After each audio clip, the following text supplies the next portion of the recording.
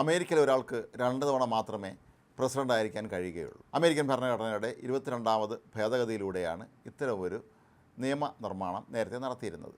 ഇപ്പോൾ Donald Trump രണ്ടാമതും American പ്രസിഡൻ്റായി ചുമതലയേറ്റതിന് തൊട്ട് പിന്നാലെ തന്നെ തനിക്ക് അമേരിക്കയിൽ 3ാം തവണയും പ്രസിഡൻ്റ് ആകണം എന്ന ആഗ്രഹം മുന്നിൽ വെച്ചുകൊണ്ട് ചില പരിപാടികൾ ആസൂത്രണം ചെയ്യുന്നതായി വാർത്തകൾ പുറത്തു വന്നിരുന്നു. എന്നാൽ ഇത് അപ്രായോഗികമായ ഒരു കാര്യമാണ് എന്നാണ് പലരും കരുതിയിരുന്നത്. ഇതിൻ്റെ ഭാഗമായിട്ടായിരിക്കാം ട്രംപിൻ്റെ തന്നെ സ്ഥാപനങ്ങൾ ട്രംപ് 2028 എന്ന പേരിൽ ഇപ്പോൾ ചില തൊപ്പികൾ മാർക്കറ്റിൽ ഇറക്കിയിരിക്കുകയാണ്.